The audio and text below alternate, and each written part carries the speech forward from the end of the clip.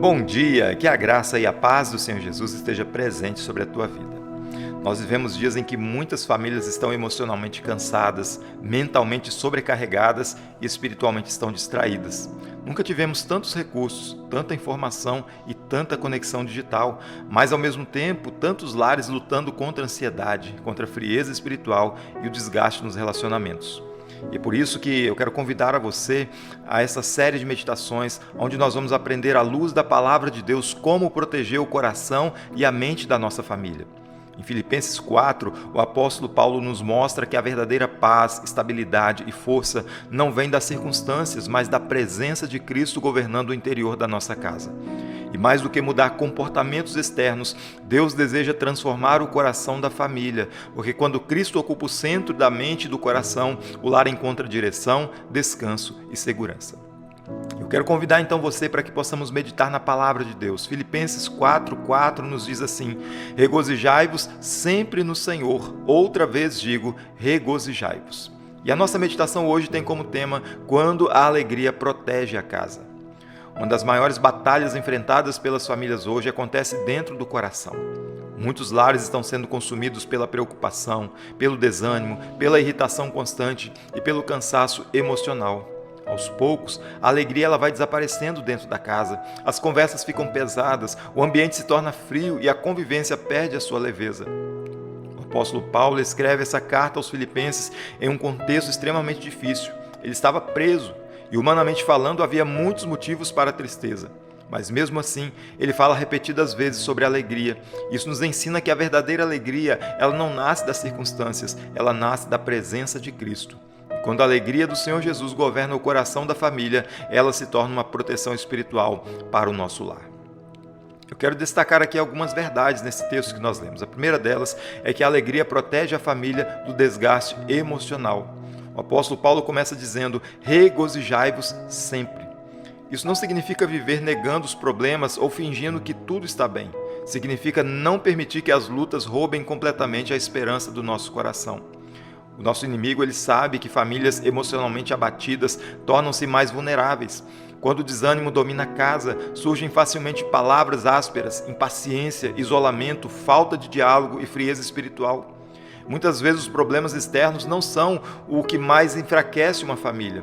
O que enfraquece é quando a tristeza se instala permanentemente dentro do lar. É por isso que o apóstolo Paulo diz, regozijai-vos.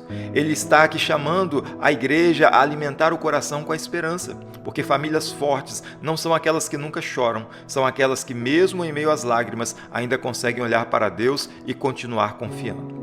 Mas a segunda verdade que esse texto nos mostra é que Cristo ele é a fonte da verdadeira alegria.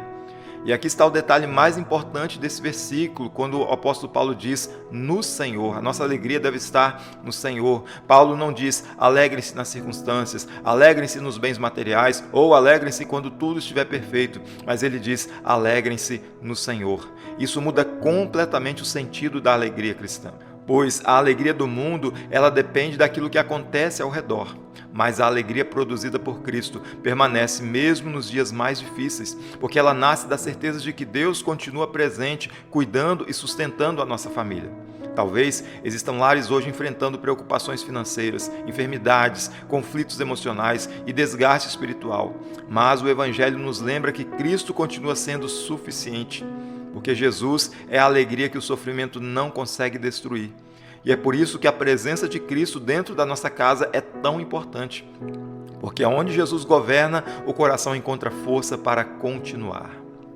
Mas nós encontramos aqui também, em terceiro lugar, uma terceira verdade que diz assim, a alegria precisa ser cultivada diariamente. Isso nós encontramos naquilo que Paulo diz nesse texto, quando ele repete, outra vez vos digo, regozijai-vos. Isso nos mostra que a alegria espiritual não acontece de maneira automática. Ela precisa ser alimentada diariamente. Porque uma casa ela se torna espiritualmente pesada quando tudo que se conversa gira em torno de problemas, de críticas, de preocupações e reclamações. Aos poucos o ambiente ele vai adoecendo emocionalmente. Mas quando a família aprende a cultivar gratidão, oração, comunhão, palavra de Deus, momentos simples juntos, o coração vai sendo fortalecido. A alegria espiritual ela cresce quando Cristo volta a ocupar o centro da rotina da nossa casa.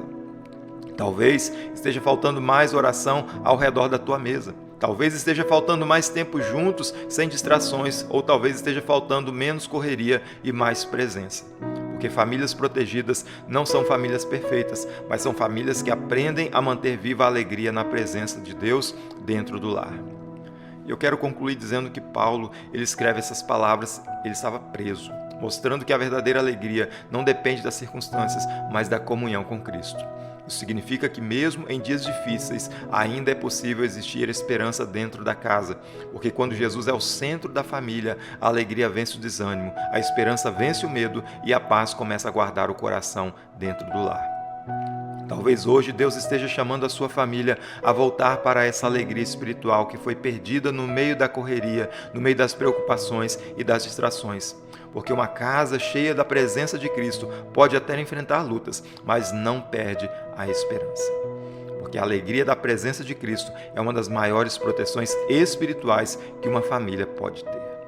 E eu quero convidar você a um momento de oração nessa manhã, no nome de Jesus. Pai querido, nós te exaltamos, ó Deus. Nós glorificamos o nome do Senhor. Obrigado, Deus, porque o Senhor nos dá mais uma oportunidade de começarmos mais uma semana, Senhor. Aqueles, ó Deus, que estão na sua jornada de trabalho, aqueles, ó Deus, que estão lidando, ó Deus, com seus afazeres domésticos, aqueles, ó Deus, que estão administrando os seus negócios, ó Pai, aqueles que estão nas escolas, nas faculdades, ó Deus, Pai querido, levando as suas vidas, ó Pai, que o Senhor possa, ó Deus, trazer proteção, segurança, paz e esperança a esses corações, ó Deus. Mas, ó Deus, quando estiverem, ó Deus, no entorno do seu lar, em volta da sua mesa, que haja ali, ó Deus, uma conexão espiritual, que haja ali, ó Deus, uma conexão familiar, um relacionamento, ó Deus, entre pessoas, ó Deus, que estão com o coração tementes ao Senhor, ó Pai. Deus querido, que possamos sempre estar conectados a Ti, no nosso lar, na nossa família, para que a alegria do Senhor possa governar o nosso coração, possa governar a nossa mente e o nosso lar, para a glória do Teu nome, ó Pai. Nós queremos orar neste momento por aqueles que estão atravessando lutas, aqueles que estão passando por crises, ó Deus, aqueles que a sua alma está abatida, Senhor, aqueles, ó Deus, que estão vivendo momentos mais dramáticos na sua história, Pai. Que o Senhor possa, Deus, trazer alegria a este coração, mesmo em meio às lágrimas e às dores, ó Deus, que a alegria do Senhor possa, Deus, renovar e fortalecer esse coração, meu Pai, para o louvor e para a glória do Teu nome. Abra os nossos olhos, ó Deus, para que nós possamos enxergar o horizonte de esperança que o Senhor tem para as nossas vidas e que nós possamos sempre nos colocar no centro da Tua vontade, no centro do Teu querer, para a glória do Teu nome. Nós oramos, ó Deus, gratos por tudo, em o nome de Jesus. Amém. E que a graça e a paz de Cristo continue governando o teu coração para a glória dele.